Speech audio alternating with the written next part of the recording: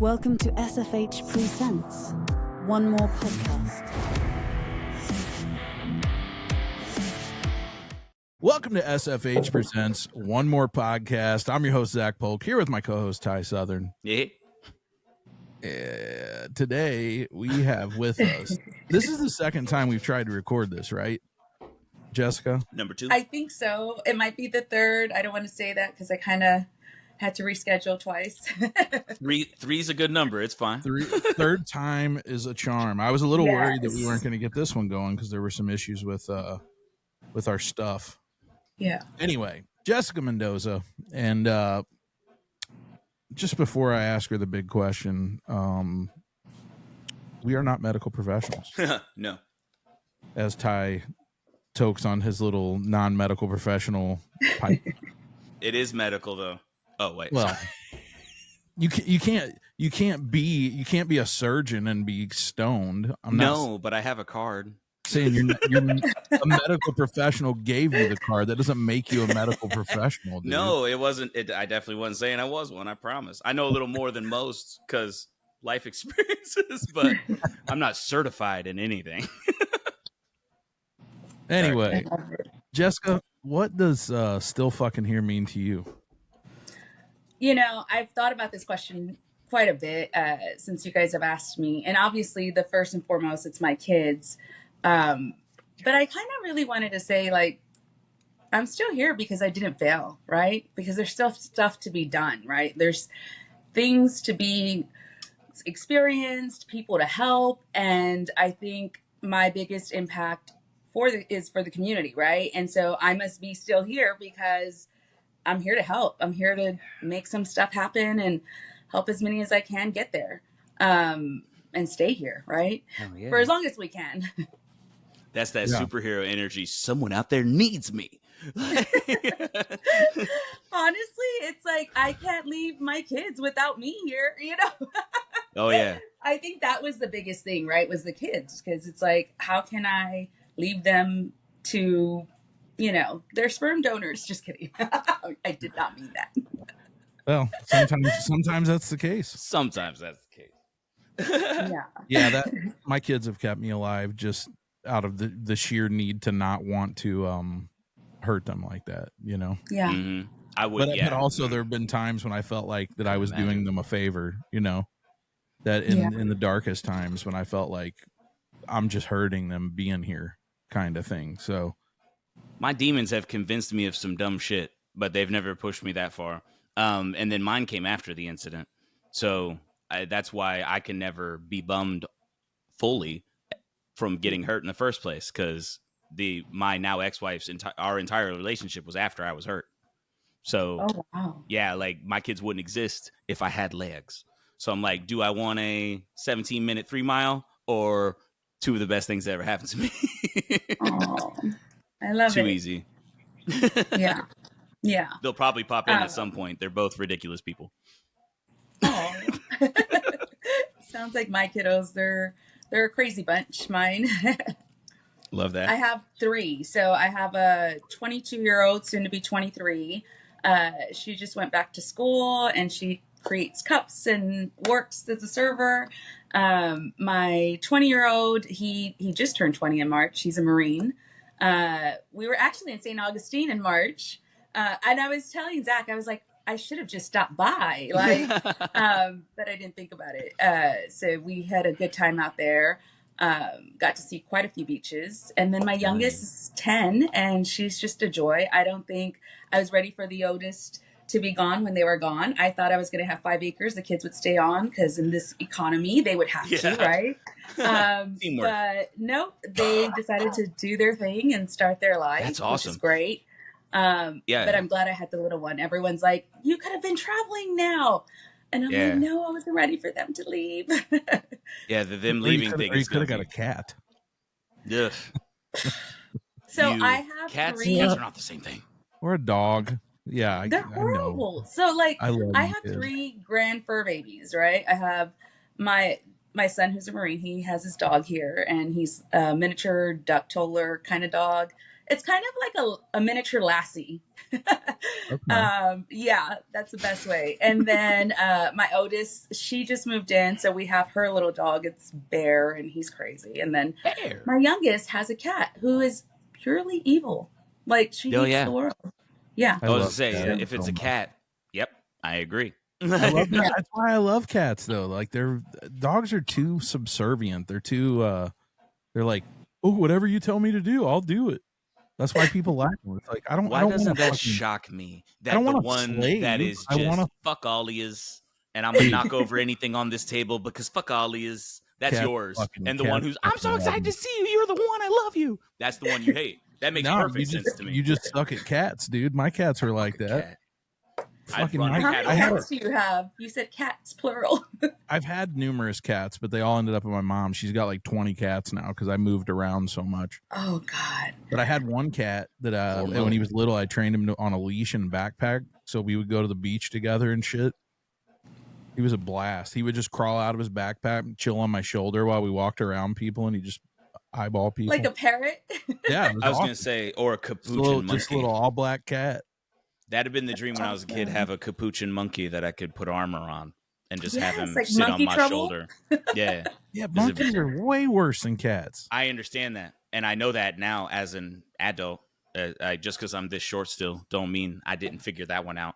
But I mean, they'll both eat you if you stop feeding them, probably. yeah, but I mean, at the same time, I'd rather be of use, I guess. That's the only thing cloying and whatever that people want to say about cats. That is the devil. Where like they'll eat you alive. They'll eat you right as soon as you die. They'll start. I'm like, well then, at least I'm being useful. Dude, you can read a cat's thoughts just by looking. They're sitting across the room staring at you. You know they're thinking, man, if I was just a little bit bigger, I would take you out. I don't care if you give me food. And that the same can be said about dogs. You know what they're thinking about. Yeah. Let's go outside. You want to right here behind the ear? Yeah. Hit me in that spot, please. Like, Smack. yeah, it's My pretty. balls itch. Well, nah, and then that's all his business. Well, my dog has PTSD. Like, he'll snap at you with sudden movements and, like, bite. I know he should be gone, but he's been around too long. He's just like that grumpy old uncle that we got to deal with. Yeah, I got a blue heeler from a breeding farm, so nice. I'm kind of the first thing that's starting to mess up his end run. But yeah, I just had to pay for the neutering, and he doesn't know that. She took him to the vet and then gave him to me, so he doesn't know I paid for him to be shopped off. So she looks like a bad guy. You look cool. And she abandoned him with the little guy with the wheels for a butt. But then, she actually just checked in today. That was 1.5 years ago. But she just was like, hey, how's he doing? How's that? I was like, oh, yeah. Sent her a nice little happy running around video. Since we're back from New Orleans, he hasn't calmed down. So, Jessica, New Orleans, a week you said you were there? Yeah. Me and my girl, the kids, my two and her one, met each other finally, / the adults in the equation as well. So, yeah. And after how long have you guys been dating that you introduced? I'm always curious about that. Well, so we actually made it official in New Orleans, the whole officially boyfriend girlfriend. But we've been serious about each other since December. Oh, that's good. Yeah, and then waited until it was all face to face, basically. And they live in Texas, so it was New Orleans is almost the exact middle where we're at. So, and I've only ever passed through. So, and it was really cool actually going to all these sites and all the restaurants and actually bouncing around downtown New Orleans. Yeah. Such a beautiful city. It is. I love the culture there. It's just something else. Even the homeless folks everyone was super nice and like having their own little party. Like it was insane. Like, I've been to New York City and they can keep it. Like, not for me. I've been to LA. I've been to San Francisco. Those rats are no joke. I didn't even know they were that big. Yeah. I'm cats. We're talking about cats? Yeah. Rats in New York City. Cats. Rats. I was like, oh, the big squirrels. Nope. The really small cats. No, that is a rat. And that's not Master Splinter. He doesn't know. He's not teaching his boys to protect New York. No, he's not. He'll bite you and give you the rabies. I And love bet the I cut homeless you guy off. might bite you and give you the rabies. Oh, man, well, stay in St. Louis then. Oh, how's St. Louis? Stinks. I went there once for a work trip. So I was not a big traveler until I started traveling for work. And that was one of my first flights. And we get off the Uber and the guy's like, don't take the train. Don't walk around by yourself. And I'm like, Yeah. Jesus. Ooh. Like they scared us right off the bat. That's I insane. mean, there are places where you really want to avoid, and you got to be careful in other places. And there's places like I live 30 minutes outside of St. Louis in a small town. So Okay. it's fine here. I can leave my doors unlocked. Nothing's ever going to happen. But you drive 20 minutes towards St. Louis and get to the east St. Louis on the Illinois side, tumbleweave. It just gets rough, dude. It's not My great. parents just got back from St. Louis. They were out visiting. My younger brother's a Marine. So my kids are older than one of their uncles. Yes, my brother's 19 and my son's 20. Daughter's about to be 23. Yeah. So my That's my brother says, my nephew inspired me to be a Marine. So I thought that was really awesome. But that's not something you'll hear every day. No. Definitely flips it around. I did have neighbors growing up who had an uncle who was only a year older than them. So they all hung out like crazy. besties. And it was, Yeah. And that was always the joke. This is my uncle. And they're like, wait, what, huh? And I'm like, yeah, it's none of your business why he's my uncle. He's just my uncle. Yeah. And the kids get a kick out of it. He loves being like my nephew, my niece, you know? Yeah. I would mess with other people about it too. That what else? Why else do you have this weird age thing where other than to mess with people? See, it's only weird. It's only weird outside of the Midwest. Here, it's pretty normal. It's like uncle, cousin, brothers. Like people are just. I'm not in that part of the South where it'd be a normal thing, where family trees are mostly telephone poles. Yeah. But no. Yeah. Is that a Midwest? I mean, West Virginia, Dude, Mountain Mama. Oh. For years in my life, this town outside of where I grew up in Farmington, Missouri, called Potosi, was the incest capital of the world. That's what everyone said. Was that true? Was it a rumor? We didn't have the internet. Sounded good to me. It does not sound good. All I know is that when you pull up to a stoplight, even to today, when I pull into that area, just that county, and I pull up to a stoplight and I look left or right to the people next to me, I can just see it. Like you can see they're from there. You know what I mean? Like the hills have eyes. I mean, it's not that like bad. That's all I'm thinking right now. You get that, right? Like just got a touch of the It's your not even that. It's father's, not you're also your uncle. Like, no, it's like just if you see a person that's like Eastern European from Russia or that area, they can be beautiful, but you can tell they're from that area. They're not because they're wearing an Adidas jumper or the tracksuit is a dead giveaway, bro. I'm just saying there's some things that are more obvious than Eastern European, but you can tell. But it's like when you go to that county, you're like, the gene pool's pretty damn thin down there. It's pretty shallow. That's all I'm saying. There's people that watch this from that area that are gonna be like, "Fuck you, dude." I'm like, I was like, don't fuck your sister. I'm like, what do you want from me? Like, she ain't good enough for the family. She ain't good enough for the rest of the world. this is terrible. This is not the logic. I'm not cool with this logic at all. It's awful, dude. Terrible logic. Yeah. Sorry. Anyway, we got completely sidetracked for the whole first 15 minutes here. Oh darn. So tell us some about you. Tell us some of your story. We didn't get into much of that right at the beginning. Yeah, what is it you do in the community? So right now I opened my own LLC last year. It's a nonprofit consulting business, just kind of reaching out to different nonprofits. And I realized they needed help. I've been in the industry for over 10 years. I've worked with some, with Komen, the Leukemia and Lymphoma Society, Canines for Warriors. Yeah. So some pretty heavy hitters in the nonprofit area. Mm-hmm. Picked up quite a few skills, and people started asking for help, and I decided to turn that into something after, not having a job last year. And that was a whole thing. And then I was working for Wonders and Worries for a hot minute. They are amazing, and I do want to share about their mission. They help children with parents that have an illness or injury. Hey. So they provide professional support to them through a child life specialist. So child life specialists are only usually found in the hospital setting, And they normally help a child understand their illness. So let's say someone gets cancer and they're not sure, why do I have cancer? What is this? So they might go in there with different play activities showing these are the red blood cells, the white blood cells, and how cancer interacts and how it's attacking your cells and what that does to your body. And really getting into that medical aspect of it, but at their level. So this could be from ages 2 through 18. And we realized that there was a critical need in the community for this type of support. Because, you know, and I always joke with the girls, I'm like, that would have saved me tattoos, divorces, so many mistakes had I had the coping skills to handle so much of this, right? And I think that's so many of us. There's only so much that we retain from like our family, home environments, our, you know, school, work, whatever it is that you do, that sometimes that extra support is just everything that you might need, you know? Absolutely.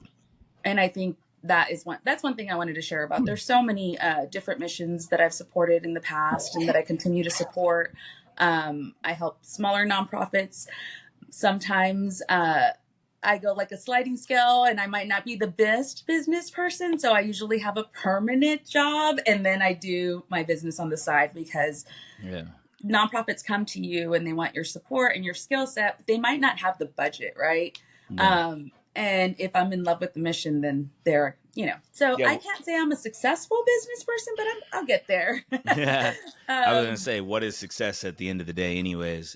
If your goal, like you said, was to just make the biggest impact in your community, then And if that's you're success giving to the me, people you know? whose missions you believe in your services and giving them a leg up to do that mission better, then that's quite successful, if you ask me. It's true.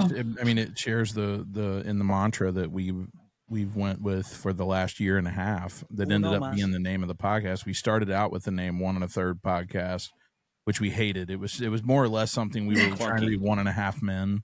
Yeah. And it was already taken. So we somehow tried a different fraction and it was just clunky and didn't make sense. But we throughout this whole process of us talking about like we're putting time and money and effort into this thing. What do we see success as? And it kind of was like, well, here we are a year in and it's not like we've got crazy views and everyone's the whole time has just been like one person, man, just one person. If it helps one person, it's worth doing. Yeah. If one person comes to us and says, you know what, I'm not alone, or you know what, someone gets it, or you know what, there is help out there, something. Or just, hey, if he can get that close to pulling the trigger and didn't, or if he can get through his day looking like that, or whatever. If one person, we've always said, if you save one life, you've saved a world. So, I mean, we're always going for that one more. And you guys are doing amazing work here. I just have to commend y'all that it's incredible. There's just such a huge community, and I love that it's surviving all different traumas, right? So it's not just one singular, place, which is really interesting. And I think it was something that I needed to hear about when I did. My ex, he has PTSD and things. And so we had a really bad breakup. And not bad in the sense of like arguing or yelling or violent or any of that, which is really nice because I had some very horrible relationships previous to him. But he had some big battles, like inner, demons that he was dealing with. And then around that time, he encouraged me to go to like a therapist and get help and stuff. Right. And I'm like, well, I know I'm messed up, but come on now. Right. But he had already done the work. And so he knew I'd benefit from it. Absolutely. Lo and behold, I go in and they're like, you have complex PTSD, you have anxiety, all the things. Right. And I'm like, well, Jesus, I come home and I didn't want to tell him. Yeah. I felt guilty. Were right. I felt guilty for being diagnosed with PTSD because I've worked with so many veterans, so many just military people. And I just felt like, I don't know, I had heard my ex, my family's military, and I felt like PTSD was exclusive to people who had been in battle, right? Who had been in the military. And I felt my hurt didn't equate to that, so it didn't matter as much, right? And I think that was what I was battling at the time. But the guilt I felt trying to tell him, and then he had the mentality like it should have stayed shell shock, right? It should have stayed something specific to the battlefield. And so I knew that he had that kind of mindset, and I was like fearful to share with him, but I did. But I think for somehow, like in some extent, he like resented me for it. He internalized it a lot, and then it slowly came out after. But I like that you guys have a safe space for everyone's trauma, you know? Yeah. And it's like you said earlier, no one's is more hurtful or, you know, it's not a competition. I would say, like you were saying with the PTSD, and that is a super common one. Yeah. Due respect that I think that everybody has PTSD. well, How can and you not? it's also super common for people to think that if you weren't in some crazy car accident where your mom died, or some fire or combat or something egregious enough to knock screws loose or whatever, that your PTSD is like PTSD light, and like it doesn't qualify, and like there's levels. and there's levels to it, and that is the worst way of thinking. I hope that most people can hear nothing but PTSD is PTSD. Exactly. If you lost another triple amputee just like me in a car accident, we're still triple amputees. Like we still would have a lot in common. We still would be able to help each other figure out a whole bunch of stuff. PTSD is the same for someone who had to deal with X, Y, and Z and someone who got shot at. Like it's still the same shit. It is. And I guess that was really hard for me to come to the conclusion that while it might not be the same hurt, it doesn't mean that it's less hurt. It still hurts, damn it. Yeah. And so I push to the limits quite a bit, so I get it. Yeah. We're all so significantly different how we're made up and what we've been through and what makes us who we are. And it's like, it's not a matter of weakness or strength either. It's just a matter of like, and I say this every time I make this point, but some people can eat a peanut and die. Like how whatever level, quote unquote, of PTSD you have and how it affects you could be significantly different from someone who maybe went through something far more traumatic. Doesn't mean anything. There's no way to scale that. You know what I mean? Yeah. And again, I don't suffer from PTSD. That's something that a lot of people have issues believing. They think I'm sugarcoating stuff to make people feel better. My TBI shows itself more often. And again, I don't exactly suffer from that because I'll tell you, I don't know how great my memory was when I was 20 before I got hurt. Yeah. I never really did a whole bunch of testing on it. I might just not have the best memory. I was going to say maybe the proof is in that statement. Yeah, just maybe I don't have the best memory anyways. So I'm going to work with what I got, just like I do with my limbs. I'm going to keep going. I'm going to figure out tricks. I'm going to set alarms. I'm going to leave notes. I'm going to do whatever. It all comes down to figuring out what works. It doesn't matter where you started or who did what worse or nah. Yeah, when you're playing any game, a sport, anything, the whole thing isn't do what they're doing. Like, no, we got to do what we're doing so we can defeat them. Like that, we worry about our own thing and we're going to get there. I love that mindset. I mean, it took me years. I mean, I grew up Catholic. I was guilty for breathing, you know? Oh, man. Yeah, I would say everything comes with a guilt price tag. Yes. Ugh. So I say, peace be with you. Part of your PTSD. Yeah, definitely. Oh, my God. Yeah, I was going to say, that's where your PTSD started, I imagine, question mark? Oh, I'm sure, God knows. I'm sure there was like a million things, you know? Like the ex, he broke up with me, not for any other reason than he was trying to save me from having to deal with him if he should get early onset because he had TBI and he thought we were coming home from New York, right? And he fell asleep. He woke up, didn't know who I was, didn't know who he was, figured it out and while we were on the plane, thank God. Landed and he was on autopilot for like 2 weeks. He's like, I love you. Is what I'm supposed to say to you, but I don't feel like I love you. I don't feel anything right now.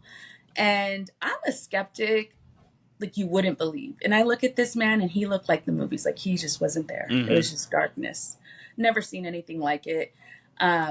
I thought I could handle it, and I tried to stick it out as much as I could, but he pushed and pushed, and it didn't happen. But I think that was hard. And I remember telling him, like, I would have rather been raped, beaten, all the things than all of this emotional stress that's happening, and I think it's just hard to see people in their different stages of PTSD. Absolutely. And while you're still going and figuring out your stuff, right? Yeah. And I mean, so, due respect to y'all's journey and him in general, but that sounds like a fucking cop out Oh, on his part. well, so here's the That thing sounds that like I don't got want to do any work at all. I just want to put on this shield of I've been through stuff and I'm gonna make it y'all's problem. That's what that sounds like to me.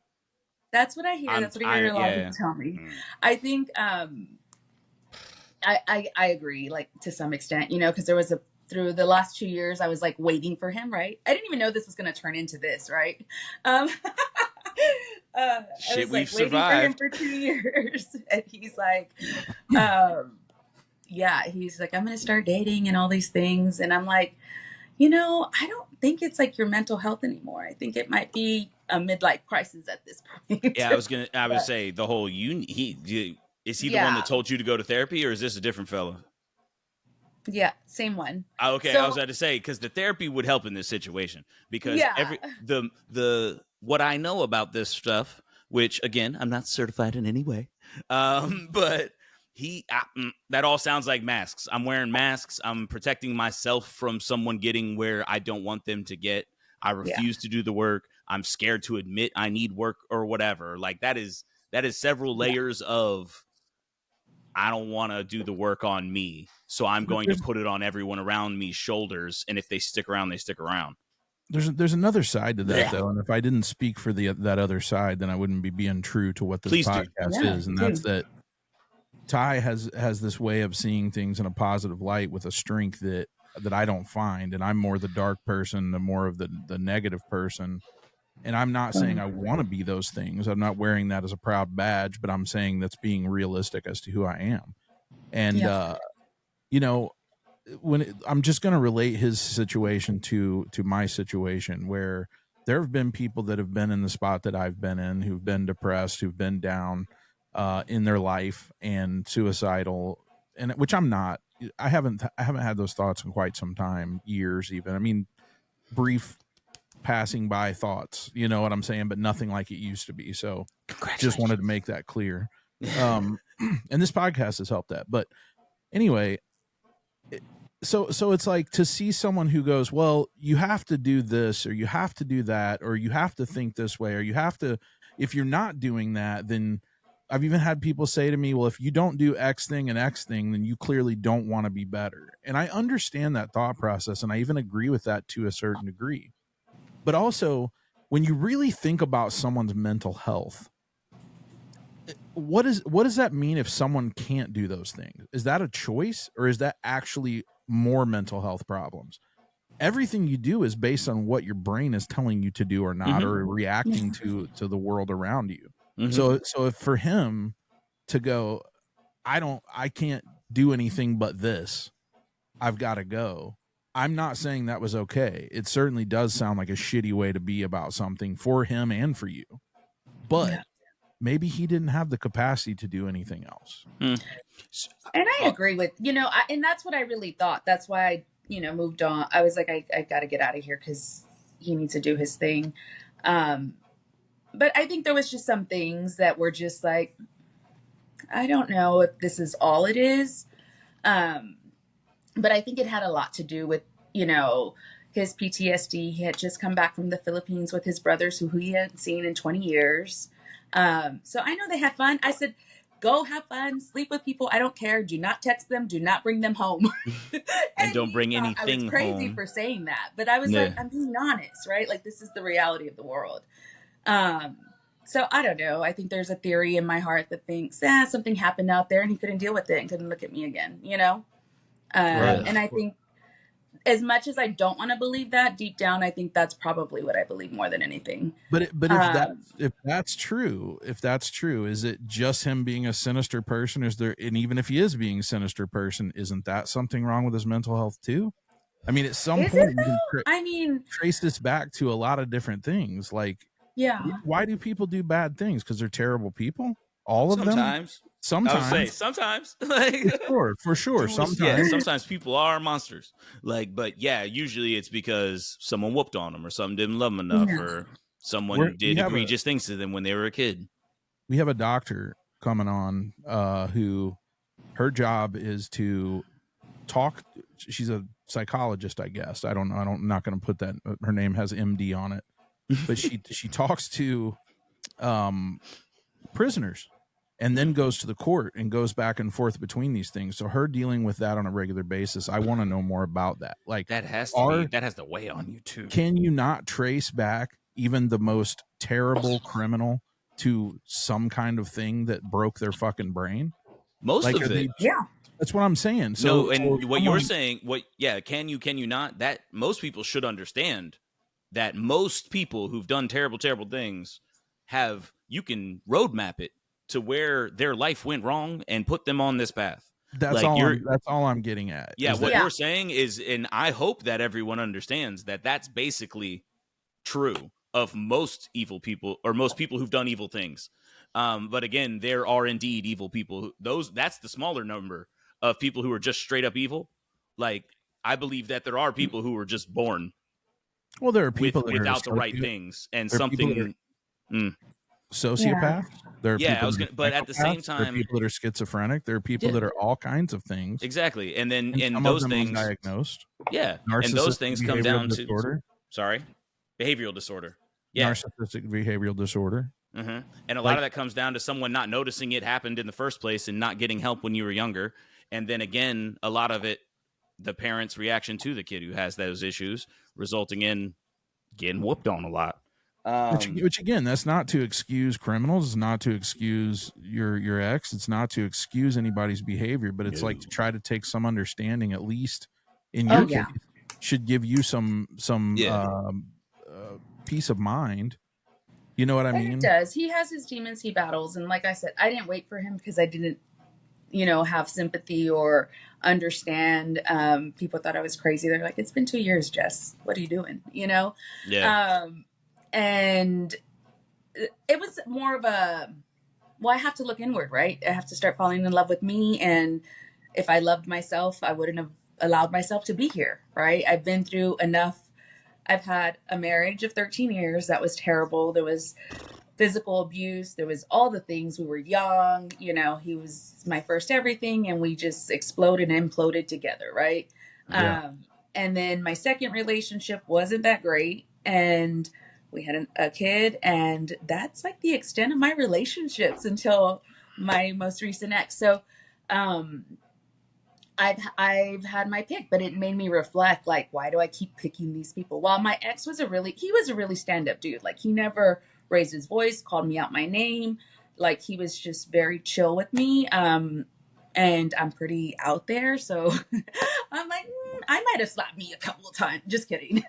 But Some of y'all know how he to was do a really it too. great guy. I'm sorry. I said some of y'all know how to do it too. You miss the ear, you get chin to temple. Ooh, Ugh. that shit ring your bell worse than a right hook, real quick. I grew up in a environment where I think physical abuse was just normal for us, unfortunately, whether it was parent to child or couples in the family, so those things just seemed normal. Like, it didn't seem to me that there was relationships without those things, without I would say people who love each other hit each other sometimes. Yeah. What, your parents didn't beat the shit out of each other sometimes? What? Yes, I'm that person.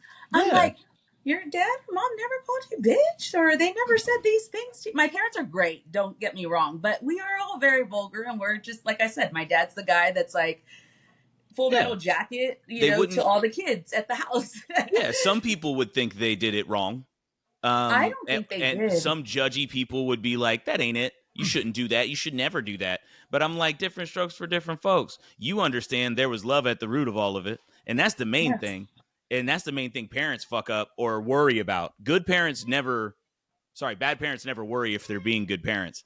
That's true. if the baseline's love and trying to give these little fuckers everything you can and giving them the best jump up they can, even though they keep just messing with the door handle. They're not opening the door. I just keep hearing doing it on the purpose. door handle over here. Like but love, like as long as you're trying and like, oh, you slipped up, or who you hollered, ooh, you slapped, these things. I like hearing you come a little unglued while you're talking about loving your kids. Right? It's good. No, and parents get it. Like I was gonna say, if you're not a parent, this is like how he's a lying sack of shit. Why is he talking like that when he's talking about love? I'm like, no, parental love is the most fucked up kind of love. And it makes you feel crazy, because who on planet Earth could treat you this way and talk to you like this? And I just spent all this fucking money on you and spent this much time doing this and making sure this was the best thing ever it could possibly be, and then you're giving me tood? Like, me? Like, I will beat you with the shit I just bought you. What are you talking about? Like, but then at the end of the day, I'm like, none of it, like my rage, my upsetness with the fact that you talk to me in that tone of voice in front of so many people, like, has nothing to do with how much I love you. I want you to grow up to be an upstanding human being. And if you talk to people like that, that won't work. Like that. So yeah, I'm teaching you, and I get mad about it because I'm pouring everything I got into you, kid. I would say you wouldn't exist if I didn't get hurt. The whole I only survived so my kids would be here is a huge anchor in my life.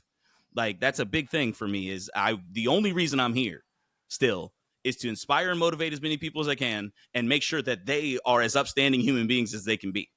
And in the end, like the rest of it, fuck it, it'll come out in the wash. We'll figure it out. But yeah, man, two people who need me to survive test the waters a fucking lot. and another factor, try that shit at mommy's house. another factor I don't think we talk about, especially in regards to our own parents, much less, I mean, now we've figured it out because we're parenting. So there's no fucking roadmap, dude. No, there's no roadmap between there's my books, but every kid's different. My kids were raised in the same house, made by the same parents, and they couldn't be more different in a lot of ways and how you got to deal with them.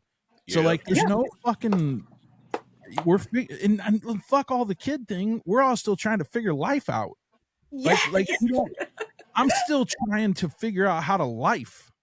Shit, I'm about to be 36. I know I'm the young boy in the category, but they trust me with a house and a car and 2 kids and a dog. I'm the thing in charge.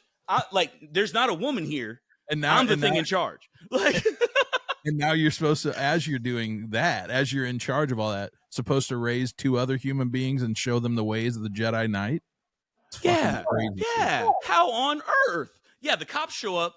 I'll talk. Who you talk? They're going to be talking to me. I'm the responsible adult party. Oh no, she hung up on us. You know, to further Guys, that, she might have got a phone call. Sorry. To further that point, something that I've just started to feel like as I've gotten older in life is that there's really no such thing as an adult. We're just kids in adult bodies. I mean, dude, I refuse to grow up anyways, and you know that. But you know what I mean? What I'm saying is even people who look like adults are just kids doing adult shit. Mm-hmm. Like it's just kids raising kids, raising kids, raising kids. And it's... Well, and I mean, if you look at... I can't say if you look at your parents. I don't know. But if I look at my parents, they were goofballs, man. Like, they didn't do it in front of us a whole great deal. But my parents were ridiculous goofballs.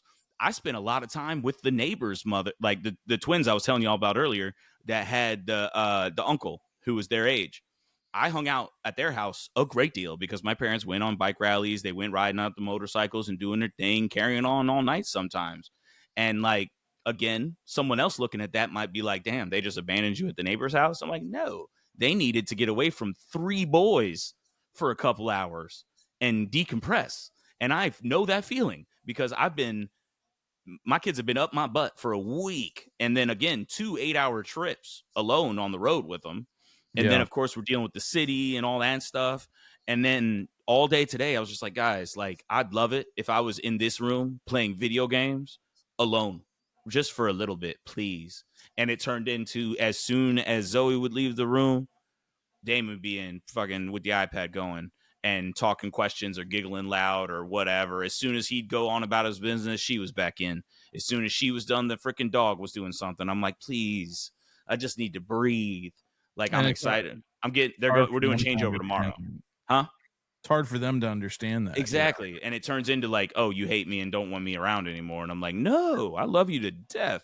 And I have to keep, and I said that earlier, I keep reiterating a lot that love is where I'm coming from. I love you with all of my heart.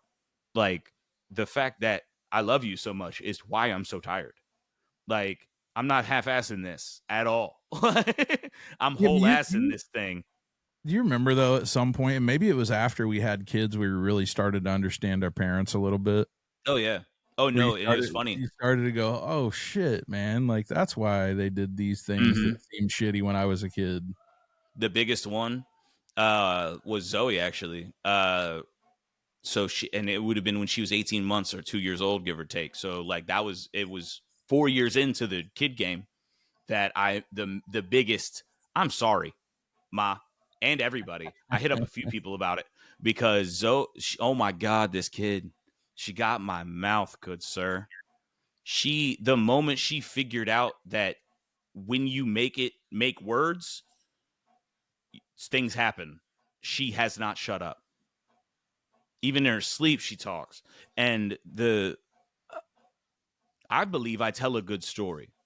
I believe I can get the listeners hooked. And I'm gonna tell it like this. I'm gonna pause where I want to pause, comedic timing, the whole nine. I think I do that all right. You could fairly well. You could probably trim the fat just a little. Some I ramble, I know I do, but she doesn't have a lick of editing yet. Not one freaking editing app has been uploaded yet, and it's just information, and none of it is pertinent to the tale. Like I'm not trying to get sexist, but females are already kind of that way. So having that combined with your DNA, she's fucked, dude. Oh, I know, and she's got her mom's attitude and brains, so she's gonna be smart as shit. She's gonna not only will her tongue be well practiced at saying shit, but it's gonna be sharp and silver too, because like nor Ashley are scared to tell you when we think you're fucking up. Yeah. And she chooses that a lot. Even like she'll stand her little ground when she is as wrong as she can possibly be. Like, couldn't be more incorrect. And will stand her little fucking ground. And I'm like, I love you. And I love your fire. I need you to also know when you're wrong. Like, and take that and be right next time. Like, and know that now. That's the right way. Like, whatever it is. Like, and I want you to have that fire. Keep the fire, please. Burn the world down in your 20s. Like, I need to survive to it. But at this, like, be right. Like, if you're gonna stand your ground like that, know your shit. You can't stand your ground loud and proud and be an idiot. Like, or you know what I mean? Just not know your shit. You can't be ignorant to the subject at hand. Yeah, but that takes a long time to learn. That's wisdom, man. Oh, I know, and I'm trying. I'm doing what I can to get it in her head now. Hey. It kicked me out, and then it just kept saying joining the studio, and eventually it connected me.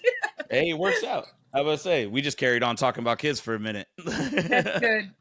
All minds are crazy, so that's pretty much it. I do have children that are completely opposite. My oldest, she's married, she's doing her thing. She's a wife, completely on one side of the politics, and my Marines obviously on another side of the politics. But it's fun. It's funny because one of them's right. Oh, you know where that puts me. It's like, just, Mom, what are you going to do? Who are you voting for? What are you doing? And I'm like, I don't want to talk to either of you about this because you both are in the freaking time of your mentality in your 20s, early 20s, where it is a knockdown drag out. And I'm over here like, hey, man, I just want America to win. I want it like whoever's doing it. I want America to win overall. That's the main thing. Like, I love my kids more than anything, and they're fucking brilliant. And I learn shit from them. They're very, very intelligent people, but they're also dumb as fuck. They don't know anything about the world, and they think they know everything. You remember everything you thought you knew in your early 20s? Dude.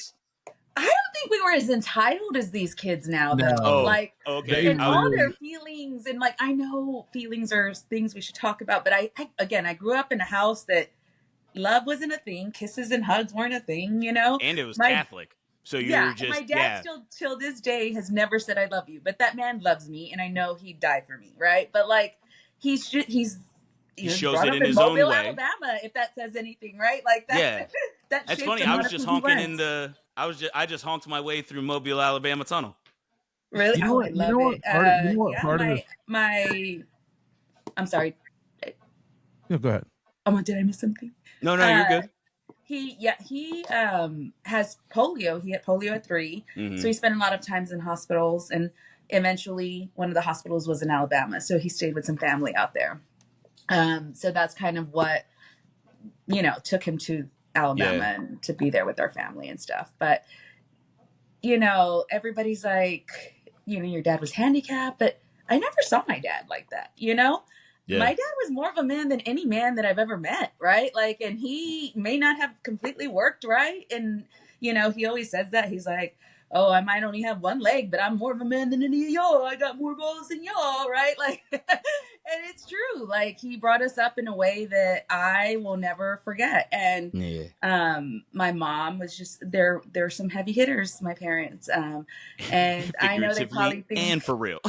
yes, I'm pretty sure they think that they didn't do all the things, but they really did. And I truly think all the good and bad that have come from my family environment really shaped who I was, right? It was all the mistakes. It was all the failures, all of the things gone wrong that brought me to see life the way I had to see it now, right? Yeah. Like it's opened up my eyes in a way to see people and their passions in such a different way. Yeah. And I think that's like the biggest thing. People are like, why aren't you dating? Why aren't you doing these things? And I'm like, I think my love story is going to be the legacy I leave with these kids and the community I live in, right? Like knowing that I made some kind of progress there, that's good for me, right? Like I've done. You also it doesn't need no one's story needs to go by anyone else's story. Yeah. Because I'm just so peaceful. Like, I don't know if I can deal with somebody living with me. Like, if I ever got married again, can you live next door? Like, I was saying, can we do a whole he shed in the backyard and that just be where you're at? We'll make it the garage and we'll put a cot right there. We'll put a urinal. It'll be great. Like, everybody does their thing. Like, let's just be free. Yeah. If you you're not allowed in this house while I'm still sleeping. Like, if you wake me up in the morning, I'm gonna stab you in the face. Like, for real. I like it. Yeah. So, like, there's a lot of things that have different priorities for people, I guess. Go ahead. But I think the nonprofit community has been very special to me, and I think that's kind of where my heart is, and why I'm still here. Right, is to help the people that I come across. Hell yeah! What was that, Zach? Oh, I was about to drag us 5 minutes, 10 minutes back in the conversation. Go ahead, man. Oh yeah, drag us back because I'm here for you, bro. Everywhere all the time. Just a couple of things. Just thinking about why kids are so entitled has something to do with, or why they, when you're looking at the way that we grew up, like we had encyclopedias, right? We didn't have the internet. We had an encyclopedia, dictionary. We had teachers. We had our friends.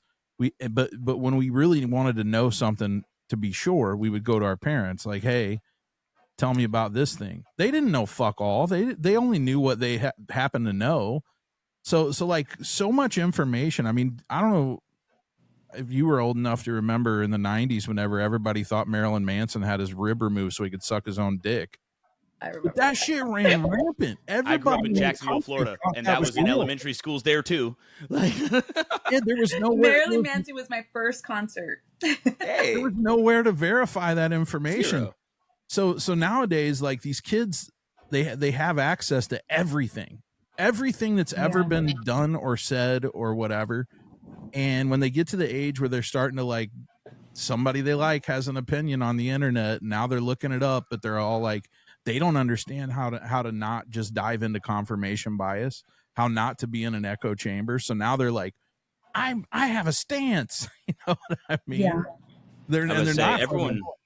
Everyone should have a voice, but everyone should also know when to shut up. Yes, and they question everything now. Like my dad was like, I was like, Dad, when's the world gonna end? And he's like, the world's never gonna end. People do. And that was it. Yeah. I wasn't going to go look up on Google because I didn't have it, but obviously I was too lazy for the encyclopedias, and that's what was good for me, you know? And the people who are worried now about you that are can't going to say die. anything to the kids because it's like, you just tell them to wash their dishes and they're like, why? Because they're dirty. Yes. Because they're dirty and I'm not doing it. Go. Dude, I was They having question everything. a political discussion with my 16-year-old, and I said something about woke, and he just rolled his eyes like, dude, I don't think people call it woke anymore, old guy. That he didn't say that, but that's the impression I got. And I'm like, bitch, I know so much more than you about all of this shit. I spend hours every day just consuming shit from all these different views. What have you listened to? Your friends at school? Mm-hmm. Fucking Snapchat Your other stories, little children ass friends. TikTok. And they gave everybody a ribbon. Like, what did we expect was going to happen? Yeah. Participation trophies and all that. What y'all said, the entitlement thing. I thought you were going somewhere else when you said that in the first place. But yes, this generation is far more entitled than we were. And I'm not technically in the same generation as at least him. We're I'm 42, 43. I think we're all right. Yeah. Right in there. We're just fucked in a different way. We're entitled in that everybody thinks their life is supposed to be like change the world, because we were brought up with like, you can do anything. Mm-hmm. You can be anything you want to be. Yeah. I'm sure they still tell that to their kids, but I just wish everybody could teach their kids to love themselves. Yeah. I know it sounds so ridiculous, but like, if I loved myself, there would be so many things, right, that weren't happening. Yeah, but who knows how to do that? Listen to your body. Who could teach you how to do that? My parents didn't. I don't know how to love myself. I couldn't teach my kids. My mom didn't know how to love herself.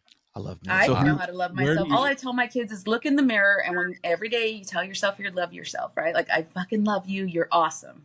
You could say that, but if you don't believe continue to say it. And they were like, well, I don't believe that. Motivation. Why would I say it? I was like, eventually you'll buy into it. In a row, and I'm never going to believe that. Well, because you're an idiot. Like, eventually you'll buy into it, right? Like, at some point. No. I don't know. It helped me. I just had to convince myself that I was worthy of, like, loving myself. I think I had, my first tattoo was covering scars on my arm, right? I was really dramatic and ridiculous. And, like, I remember, like, yelling at my dad, and I'm like, I'm gonna get the knife. All psychotic, right? Yeah. And my dad's like, well, you're fucking doing it wrong. Yeah. North, south. What's this east-west bullshit? You're east-westing just to get attention. You need north-south if you want to go to the hospital. Like, yeah. It was so crazy. But I mean, for our listeners, don't do that. Do not do that. I do not ever take Don't do that. I've been there, went directly after someone north-south 2 times down each arm. Yeah. Don't do that to other people. If that is your only fucking reason to not do it, don't make someone else see that. Don't make someone else have to clean that shit up, because it's bad. You're opening the freaking floodgates on that. Like, if you do that, it is bad. Crazy talk. Get help. Reach out. Figure it out. Prevail. Ask for help. Yeah. Obviously, I'm still here, right? Yeah. So, like, I didn't ever do any of the stuff, but I got pretty close a few times. And when I look back, I'm like, man, it was because this guy hit me, or this happened, or this, and nothing now seems good enough to have done that, right?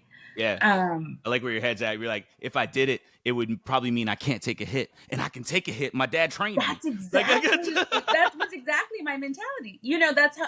But see, then whatever keeps you holding on, I love it. No, I read a Marine that thinks mind over matter and everything, and I'm like, no. Why did I like? Oh my! That's all I brought him up saying is mind over matter. So throughout boot camp, I'm like, mind over matter. You got this. Yeah. And now I have G.I. Joe over here, and I'm like, oh my God, like, he's doing amazing. I'm proud of him. Yeah. But Jesus, it's not easy. No. Being a military mom. Yeah, no one can stop me but me. Yeah. Yeah, I like that attitude. It's not easy being anything, mom or dad, or I was going to say, I'm currently. It's not easy being human. I would say they're 11 and 9, and the oldest is on the spectrum. So if I have to be a military father, it'll be Zoe, or it'll be my Spectrum? daughter. She's gonna make the grass grow one day for sure. Oh, If either of them do. So that'd be funny. She'd look good in uniform. Now that the ladies get to wear the chokers too. Woohoo! Sorry. I love it. We changed it. So, Zach, for a while, a long time, the female dress blues had lapels and a tie and a white shirt underneath it, like the other uniforms. And, the boys got all the way up looking like Marines, looking awesome. They also had this weird Dixie cup cover thing that didn't look, our covers look ridiculous on the face of it in general. They don't look like ball caps, but they didn't wear what the men wear.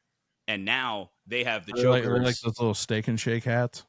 Kinda, yeah. Like, not awesome. Clearly a female cover. Like, I never liked that, but where would I have somewhere to go for that information? But they changed it since I'd been injured, at least. Women have chokers now, and we all wear the same covers.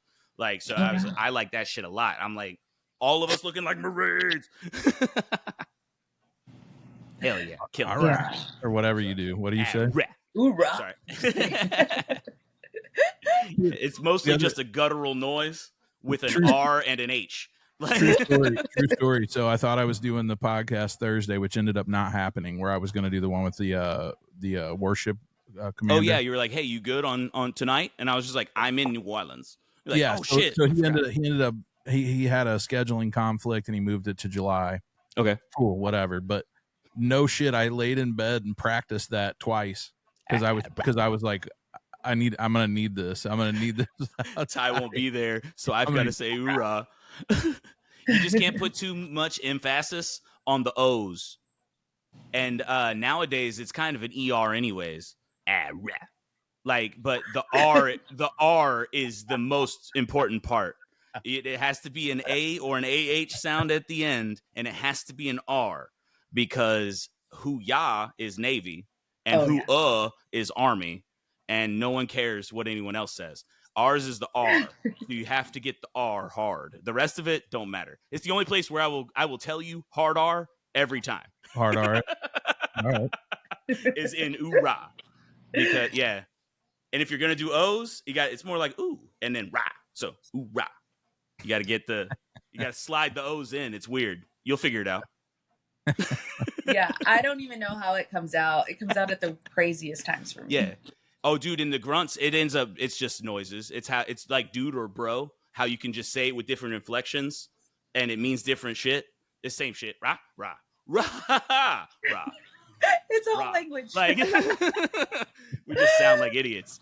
But we know what we're talking about. And we're the one with the weapons. So, oops, you wrong.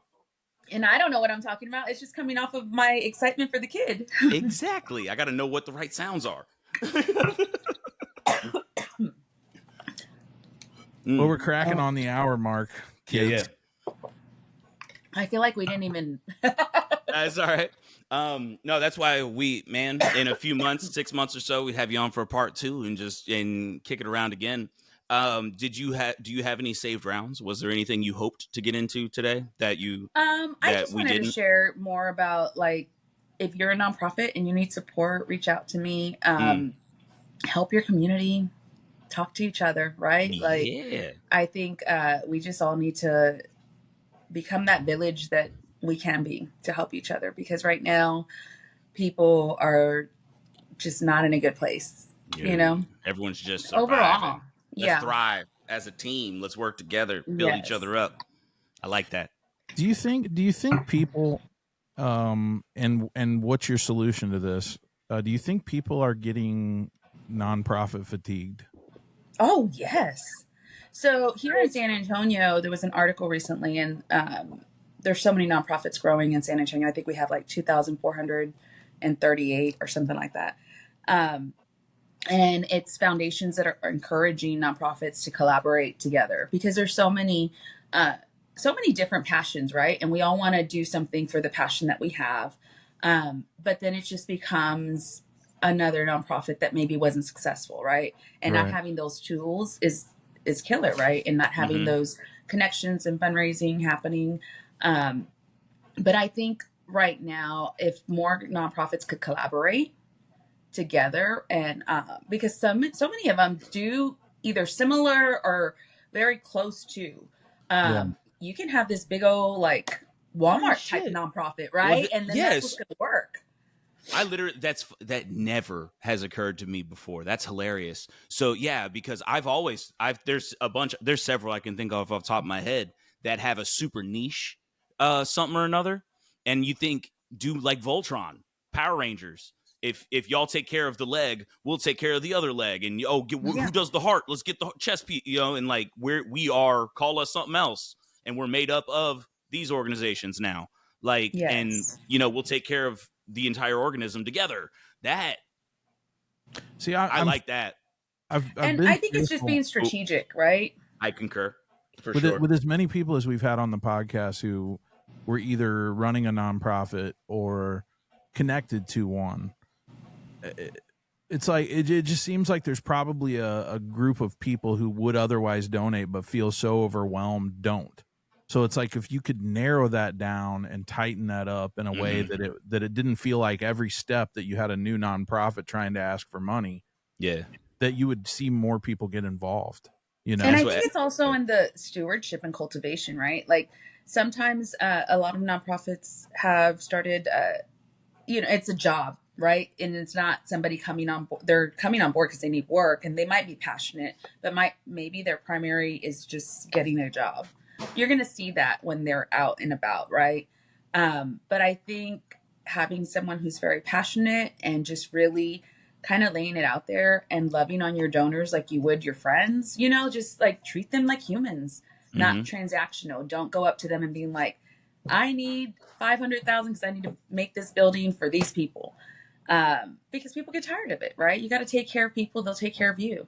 And honestly, I've been in nonprofit over 10 years and so many of my asks were their idea. And it's because of the way you listen. You throw in, you're listening to what they want, what their needs are, and you partner together and make it work, right? Yeah. Like, how can I help you? You have a marketing business or you have this. Let me brand you out here like this. Because not every donor is going to want the recognition or the same thing that you're going to do. So you have to kind of understand your donor and where they're coming from. And honestly, just share the mission. They'll buy into it if they're interested. I know most people are. I have so many fundraising friends, and I know we just met on Friday, and one of them was like, "Just ask." So she was a nonprofit fundraiser, and now she's successful in her career in law firm with her husband. And she's like, "I've done so many fundraisers and asked people for money. No one asked me, and you're the only one who's come to ask me, Jess." Yeah. And I said, "Well, I didn't worst thing to say is necessarily no. ask. I invited you to an event." And then it came up. Just kidding. But see, like it's just asking, right? And honestly, when you're asking for help, you're asking for help for the mission, right? And I think that's what's hard for people to kind of get away from. And it's not transactional, right? It's not like, I think that's what people are getting fatigued by. Yeah. Our donors are like, we're coming at them the same way, the same methods, a cold email blast or an event invite, or you already know it's coming, right? But like, maybe we just treat them like people and it'll work. Yeah, I was say that and ask. Fortune favors the bold. I mean, the worst they can say is no.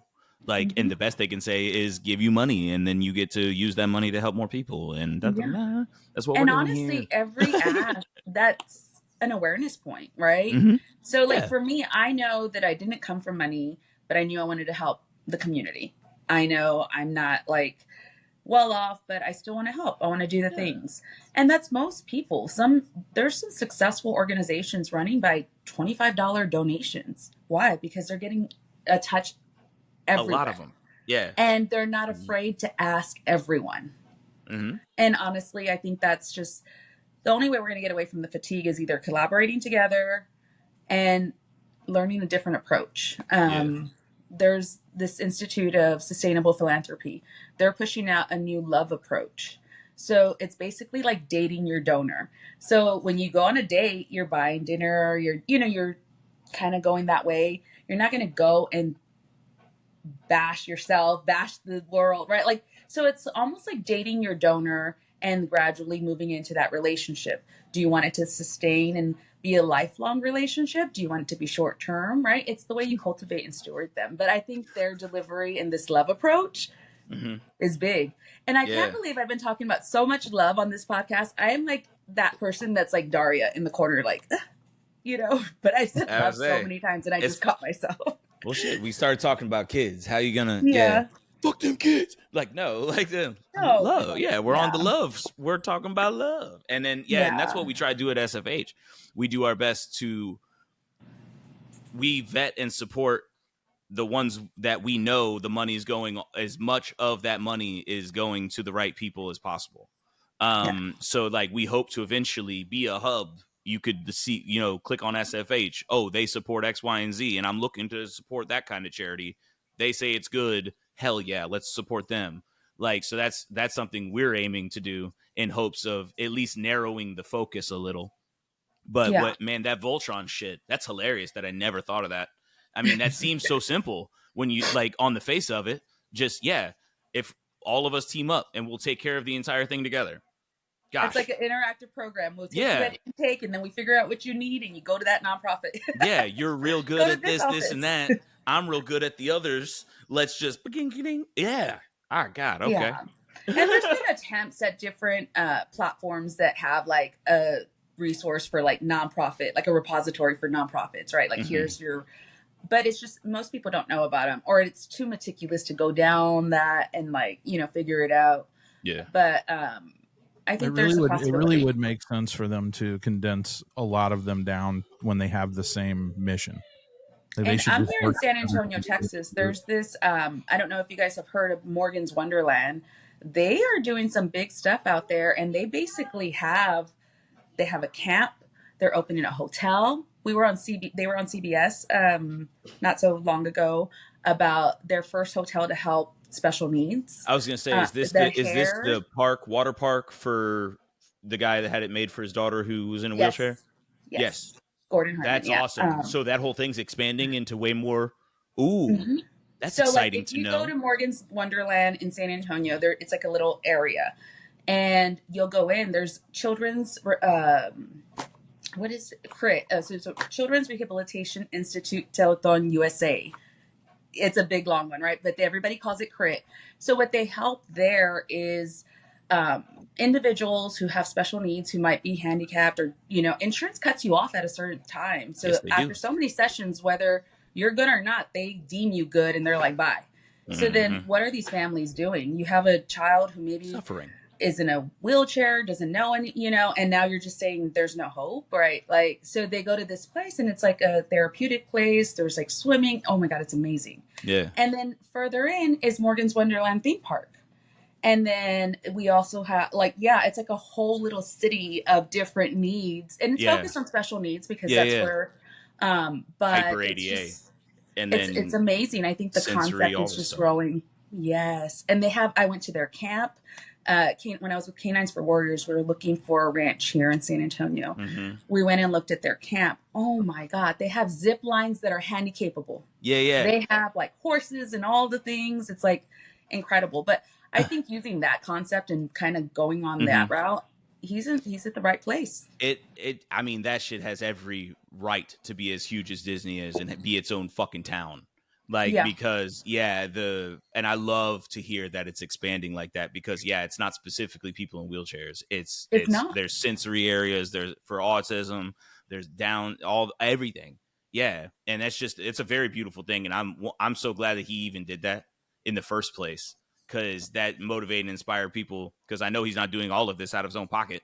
Like, obviously, he's done really well. Like he was a builder. Yeah, he had Gordon Hartman Homes and then went into and he gets a lot of support from the community, the San Antonio community. And I mean, Texas, I might be biased, but like it's the best for nonprofit, for just in general. We come together, right? Like somebody gets sick, there's a food train. Everybody kind of gets on board, and it's the biggest small town, big city feel kind of deal. Or few places. Sorry, I feel you. Few places or people will go harder for their people than Texas. Like, like they're definitely in the top 3 for all time. Yeah, we definitely have a lot of pride. Hell yeah. It's hot. But I know it's hot there. That's all I got for you right now. it is. I'm always inside. Thank God I work from home and I get to Yeah. do my thing, but being out there is killer. All right, But Zach. no, I do appreciate you guys inviting me on. Well, I glad really we got didn't you know where on. I was coming. I think everything that I wanted to share was like nothing that we talked about, but it was still good because it was like, oh, this is nice. I'm usually really nervous, and I'm like, I'm so politically incorrect. I should not be on a podcast. Oh, But if I was going to shit. be on one, I was like, oh, this is Yeah. good I'm a safe little space. people. And he's not a little person. Neither am I. We represent the Lollipop Guild. Oh my The God, that's Lollipop amazing. Guild. The Lollipop Guild. I love it. It's that or I'm a little teapot. Oh gosh, yes. So, Okay. Zach, are you a musician still? Well, I haven't it's a even- lifelong Are you still appointment. always like a Yes. life? Yeah. Yeah. Yeah, I will But forever are be. you I okay? kind of my Doing it. voice kind of destroyed, and I kind of just haven't played much.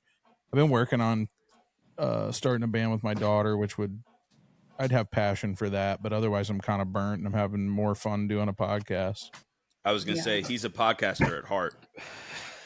nowadays. Anyway, But- Well, it's just fun to talk to people and learn their path, right? Like, there's so many different stories, and just hearing what worked for someone might work for someone else. You know? Absolutely. yeah, I the whole found point was just to come out and be vulnerable and let people, hopefully other people come on and be vulnerable, and then other people can connect with that. Realize that they're not alone, that they're not the only one going through it, and find some solace and comfort in that. And I think that's the biggest thing, you know? And sometimes I think also check on your strong people, right? Yeah. Like, always remind people to check on your strong people, because I'm the oldest in my family. You know, my kids, everybody's like, everyone comes to me, but God, it is hard on the strong people in the family. I'm not the strongest. That's my dad and my mom. But, you know. Yeah, anytime a celebrity bites it, that was the happy one, and they always do the check on your happy friends. I get flooded. And it's I'm true. like, no, I'm good. I swear, I'm good. I'm good. I'm so good. I swear I'm good. Oh. And then may all they rest in peace, because that's a true adage for sure. Though, check on your happy friends. Yeah. Check on Definitely. your funny friends that don't leave the house much. Shit, Oh, yeah. yes, that's me. I was just talking I don't about have me. to leave. Yeah, everyone's just raising their hand on that one. Oh shit, you just said my name out loud. Like, you know how much shit I had to live through to be this hilarious? Like, yo, I 3 boyfriends beat my ass right after my father got done beating my. Yeah, I can take a hit like a mother. Come on. Like, And I bet you hit like a bitch. I'm not a victim. Like, I was like, don't you call me a victim. Don't look at me with those sympathy eyes. Mm-mm. Like, Oh yeah, I dare. You've dumb never and backed get in down. that situation. Yeah, I know you've not backed down. Like, I've gathered that about you. Yeah. Yeah. Yeah, I've made it. I've been single for quite some time with kids, so it does that to you. Absolutely. All right. Sorry. I Well, love it. They're still do you like, have "Can any, you get off?" Yeah, they won't stop. That's so awesome. Do you have any links you want to share? Oh. Anything you want people to find you or Websites or usernames? Yeah, I can definitely give you my website. Please feel free to contact me. I'm at JDDA Consulting LLC, too long. But you can also text me 830-399-7019. That might have been a bad idea, but Let no, him know if you seriously, double need check help. that in your head. He'll edit that part out if you want. No, I mean, I'm a pretty strong person.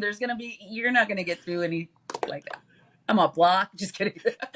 But no, seriously, if anyone needs help with nonprofit consulting and any dynamic, whether it's fundraising, talking to your board, engaging, thinking of a fundraiser to do that needs to bring big impact, just let me know. I help with storytelling, all of the things. I think that's one of the biggest things is sharing your stories when you are a nonprofit, really letting your donors see what's going on in the back, the back end of things and what you're doing. I think that's going to be the best thing. But if anyone needs help, please reach out to me. Yeah. I'm here. And if I can't help you, I'm pretty sure I know someone that can help you. She knows a guy. I am the person that knows a guy. Yes. Yeah. A girl after Brian's heart. Yeah. I was gonna say my dad's the same way. Fucking knows a guy. He fucking knows a guy. Fucking Brian. Oh my God. If I was Italian, that would be amazing. Right? Like I'd walk around all day, like in a little fedora and like a little mob suit, right? Like just do it anyway and speak Italian, like walk around with you the Italian. You can technically, and you can just say Italian. Identify as, and everyone be like, hell yeah. You can just say, I'm this today. I deal with the wokeness of the things, and then if I climb into that, the world's ended. I can't be a hypocrite. I have to just stay what I am. I'm this. As advertised. I'm the biggest hypocrite, but I'm okay. I think we all are. What was this? I said I identify as a triple amputee, and then we can both be triple amputees. Yeah. I would say Wonder Twins Unite. Then you're it. Oh, I'd have a new thing. We could do Wonder Twins Unite. We can. Yes. We can have a whole community that we all identify as. Yeah. No. I'm a whole person. He's the triple amputee. I'm a Kenyan sprinter. What are you talking about? Dude, the funny thing is, if I got a wheelchair like yours and I just rode around in it, no one would ever ask me shit. No one would ever be like, "Why are you in the fucking wheelchair, dude?" No, I get asked all the time why I'm shaped this way. It's not why I'm in a wheelchair. But yeah, they won't. If you don't look like anything's wrong, quote unquote, I would say, because a lot of people require a wheelchair but do not look as injured as I do. But they don't get questions as to why they're in a wheelchair because people would think that's rude. If you're like, why are you doing that? And be like, because my fucking legs don't work, bitch. Like, what else is the answer? But always, man, what's happening here? Explain this shit to me. And I'm like, bombs, motherfucker. What? Like, what do you want from me, chief? Oh my God. I remember one time we were at the store and my son was like 3. Yes. Good age. And he says, there was a wheelchair, a person in a wheelchair in front of us. And he's like griping about God knows what. And he's like, Mom, it's not fair. Why do I have to stand here? He gets to sit down. Yeah. Like, get me one of those chairs. Yeah. The guy goes, well, you can have mine. Yeah, come on, sit down, son. Yes. And my son was like mortified. And he's like, well, get up.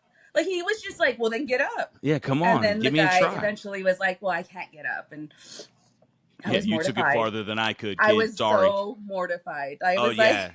Kids, and that I wish parents understood that kids are going to do that. And if the person in the wheelchair gets pissy, that's a them problem. And you shouldn't feel bad. Like a kid being, and then you have the opportunity to be like, hey, next time, maybe don't say that loud. The brutal honesty of kids is fucking insane. Dude, I got a lot of it in New Orleans. Yeah. Oh my God. The whole time we were rolling around, your fucking arm is gone. And I'm like, ah! Like, shit, where'd it go? like, I did not realize. Good sir, did you see where I left it? Like, I love it. Fell off due to lack of vegetables. Dude, my kids have said some crazy shit to other people, just completely unaware that they're not supposed to. Oh, dude, and the adults, man, who hear what they say after they say it, shit, I need one of those. I'm like, go get exploded. And they're like, ooh, probably shouldn't have said that. And I'm like, yeah, it's fast. But trust me, I'd rather go for a jog, bitch. Like we were looking at this townhouse when my son was really small. He was like 4 or something, and this black dude comes out of the townhouse connected to it, and he walks up and he's like, "Hey, you guys looking to get this? Like whatever." Yeah. And my son goes, "What's wrong with your teeth?" Because he has some gold teeth, and he goes, "Them's golds." And my son grabs both sides of his cheek and opens his mouth and goes, "Mine are regular." Oh, his own. God bless. I was like, man. how far did that go before No, everyone freaked out when your son put his fingers in a grown man's mouth? Okay, no, sorry. He did Flip not. this. My bad. She thought And it too. another time, one of my friends who was probably 25 but already balding. Yeah. He just goes up to him and he goes, "Nick, you got some hair, but not all hair." I'm like, dude, that's the best way I've ever heard of calling someone bald in my entire life. Yeah, you got it. You got a little bit, just not all of it.